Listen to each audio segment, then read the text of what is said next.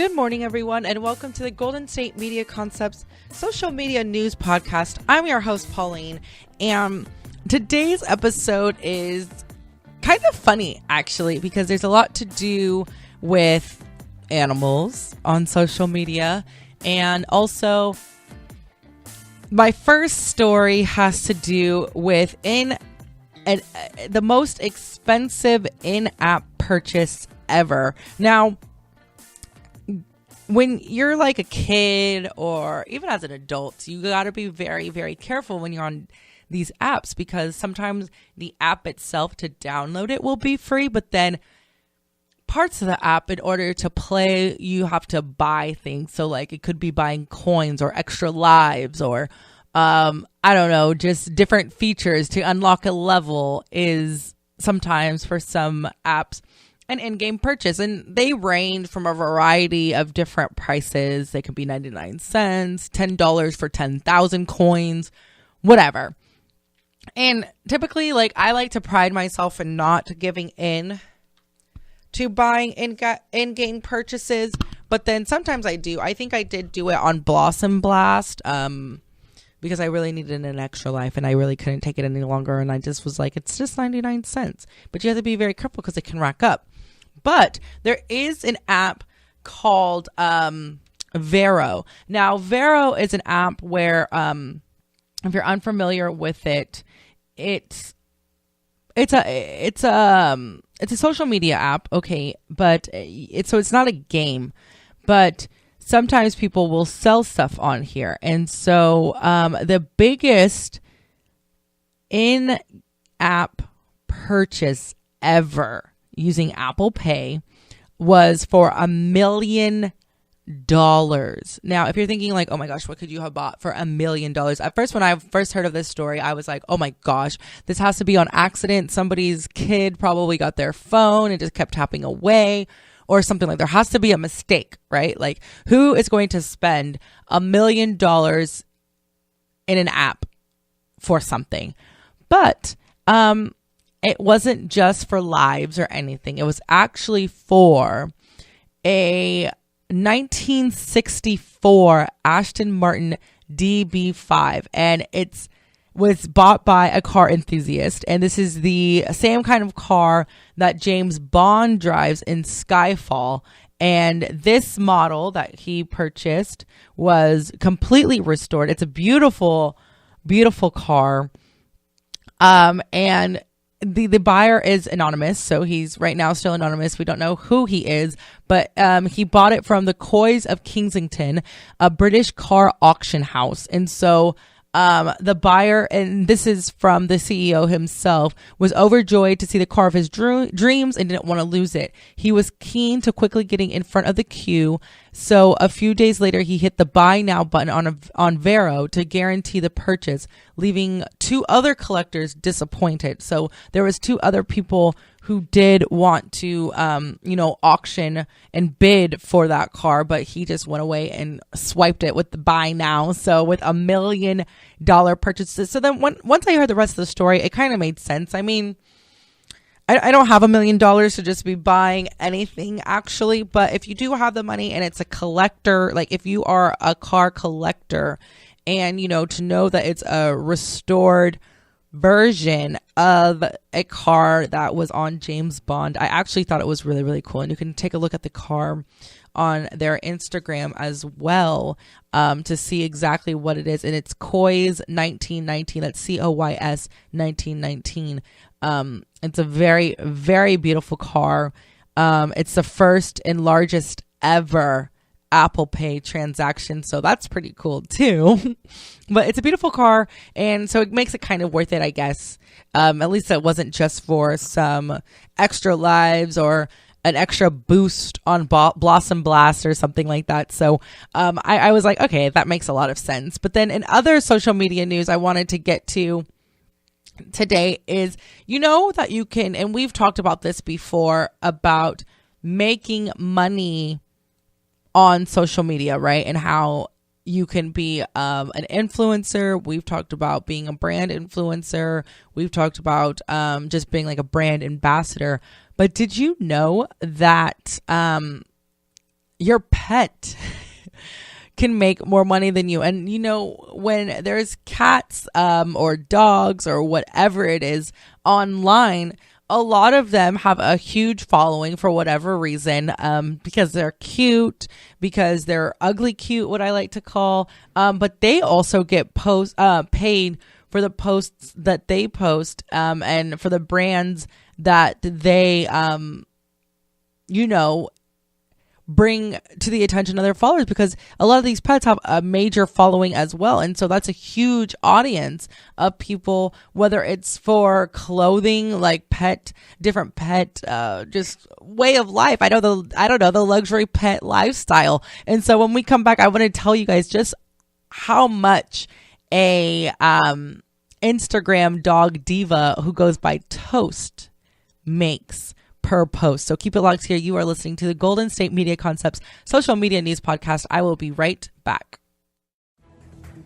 Want to find out what movies to go see? Then check out the GSMC Movie Podcast. It's your ticket to the latest movies, whether it's a new blockbuster event, romantic, comedy, or action flick. This show has got it all covered. They talk some what to go see now, don't bother, what's hot on Netflix, and everything in between. That's gsmcpodcast.com/movie-podcast. When it's all about the movies, it has to be this new show. Don't forget to like them on Facebook and follow them on Twitter. Visit gsmcpodcast.com for more info.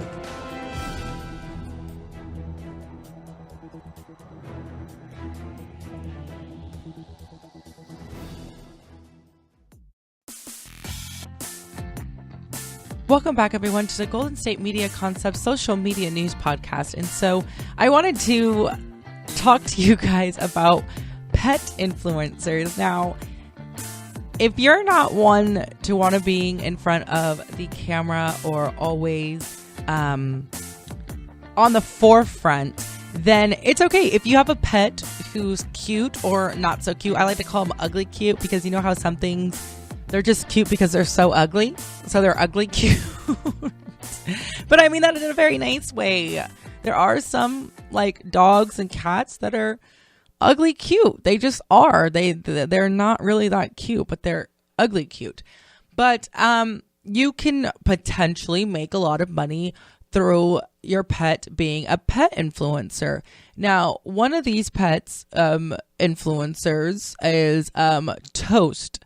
Now, Toast is Instagram famous, and actually she is even married.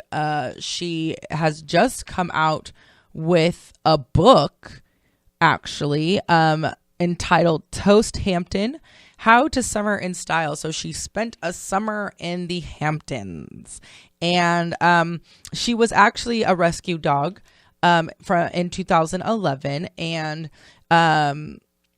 they first started off about 2 years ago, and in just the short 2 years that she's been on Instagram, she has over 350,000 followers on Instagram. She models for fashion and photo shoots. She even was the fuzzy face of Karen Walker's eye collection in 2015 as well. She was married, like I said, so she did get married to fashion editor Amanda Hearst's dog, who goes by the name of Finn, and she wore over $175,000 worth of borrowed diamonds. Yes, she did. And so she's happily married. She's living the good life. And the thing is that she receives over, so for being an influencer, sometimes you have to do sponsored posts, correct?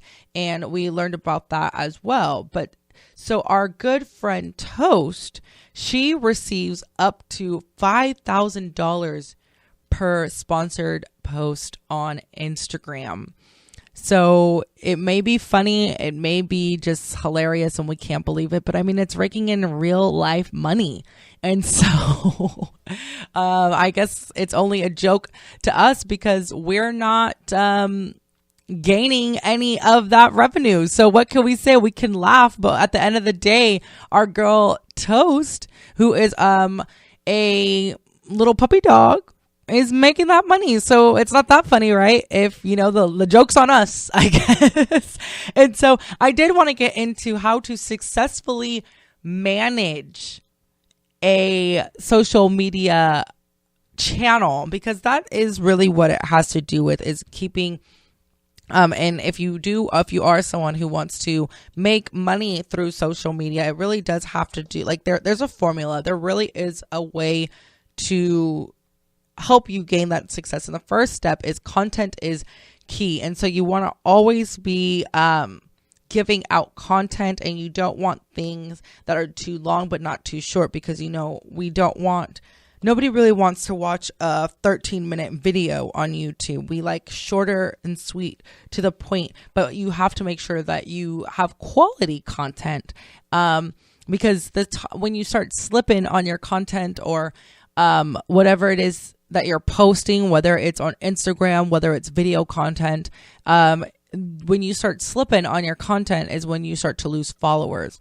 And then also being sure to know your audience and know your demographic, and really zoning in on that, and trying not to be too broad, because you want the better that you know your audience and your demographics, the more successful you will be.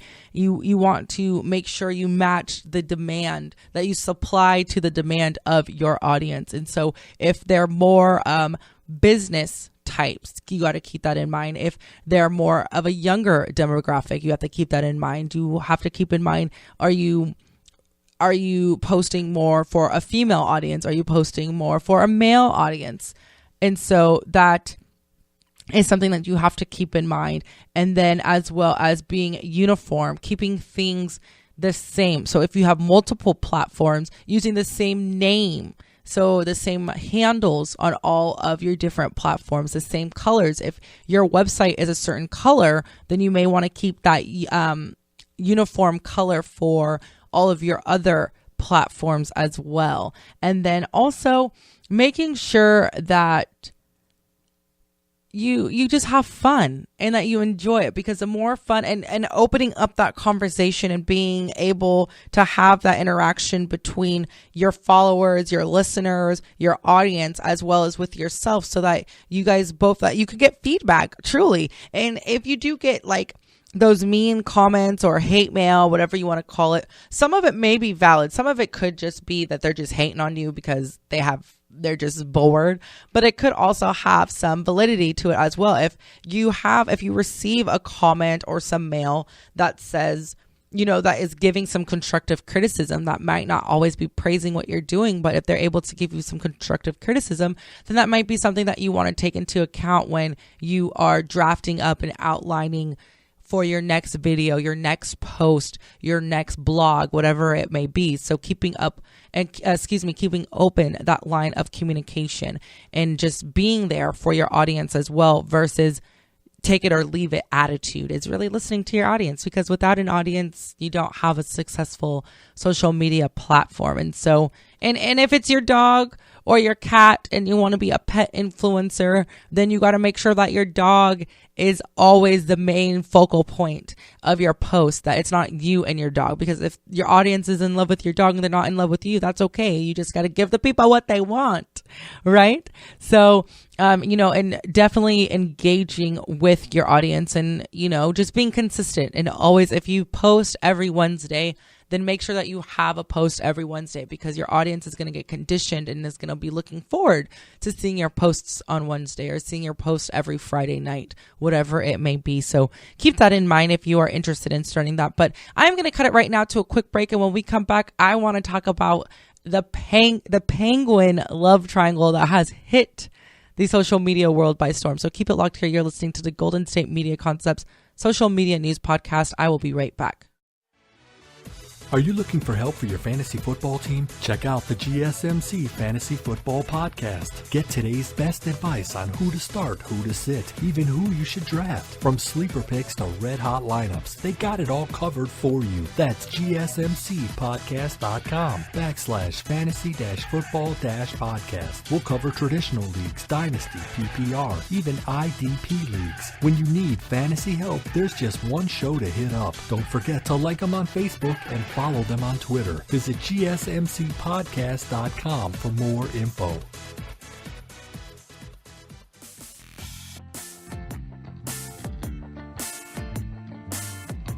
Welcome back, everyone, to the Golden State Media Concepts social media news podcast. And since we are discussing money and social media, I wanted to share this. So for those of you who don't have a credit score, it can be hard to do certain things. And this could be because you just don't want a credit card, which a lot of millennials actually don't want credit cards, which is not necessarily a bad thing. According to a study, not a study, but according to statistics, around 26 million people in the U.S. had no credit score at all in 2015.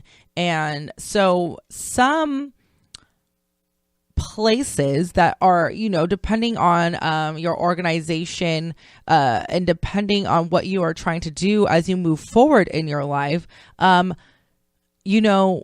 you have to have some type of credit worthiness, and you have to have some type of credit score to show that you are trustworthy. That's just how it is. And, you need to have credit approval.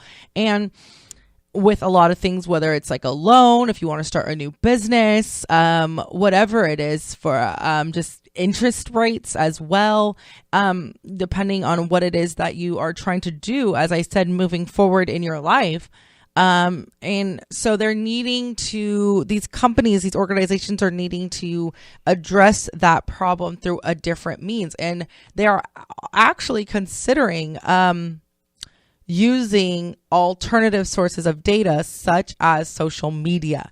So they don't know how they're going to utilize social media in determining your trustworthiness when it comes to credit, or to make any, how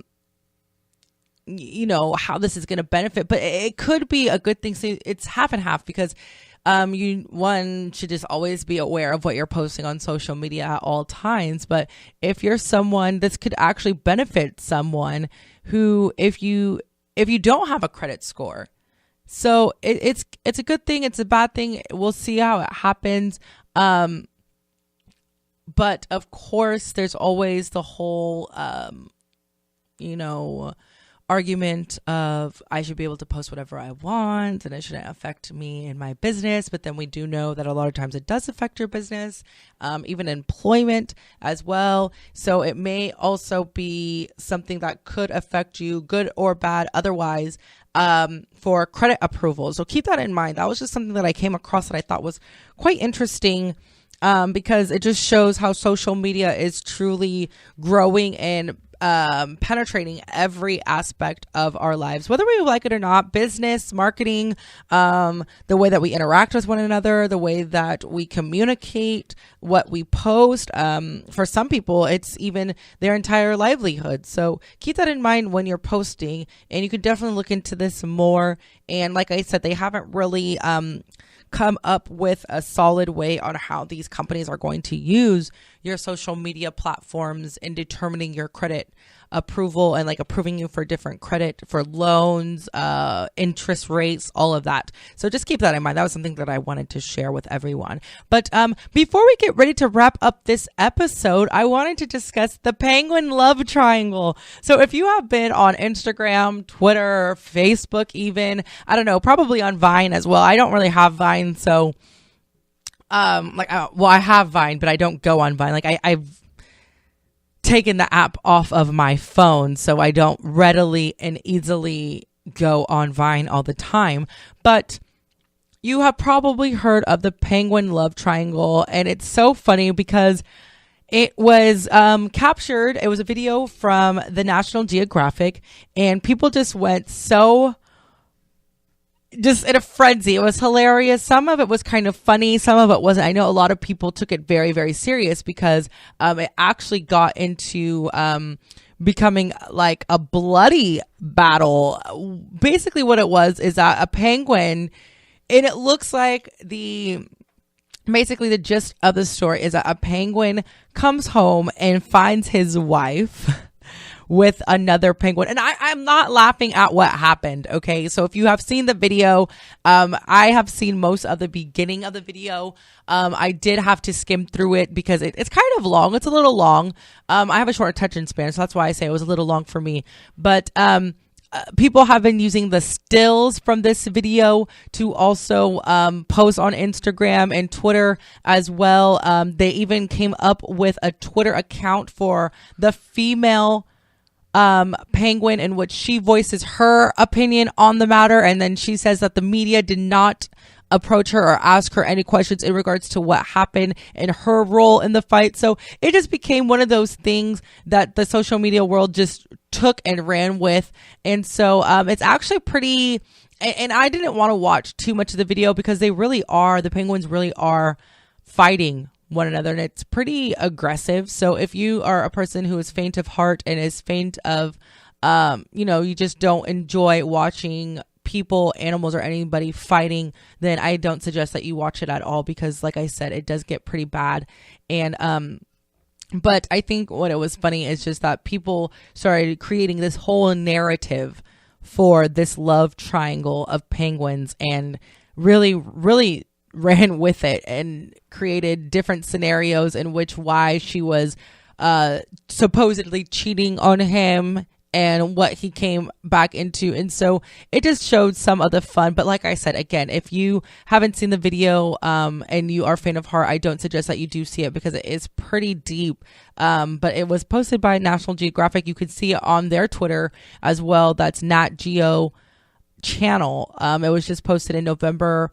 It's had over 26 it's had over 260 retweets as well as over 300,000 favorites. So a lot of people have seen this, and it just was something. I just thought it was funny when they created a whole Twitter profile for the girl penguin and just really made it this almost like drama between the two male penguins and the female penguins. So that's going to actually do it for this episode of the podcast. You have been listening to the Golden State Media Concepts social media news podcast. You can listen to this episode as well as any future episodes on our network website. That's gsmcpodcast.com, as well as on iTunes, Google Play, SoundCloud, and Stitcher. And I mean, with the penguin fight, it is the way of nature.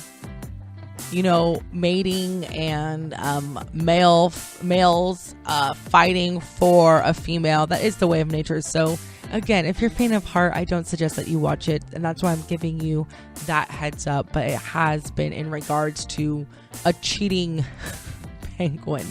So that's going to do it. Again, I'm Pauline, and I will talk to you guys next time. You've been listening to the Golden State Media Concepts Social Media Podcast, part of the Golden State Media Concepts Podcast Network. You can find this show and others like it at www.gsmcpodcast.com. Download our podcast on iTunes, Stitcher, SoundCloud, and Google Play. Just type in GSMC to find all the shows from the Golden State Media Concepts Podcast Network, from movies to music, from sports to entertainment, and even weird news. You can also follow us on Twitter and on Facebook. Thank you, and we hope you have enjoyed today's program.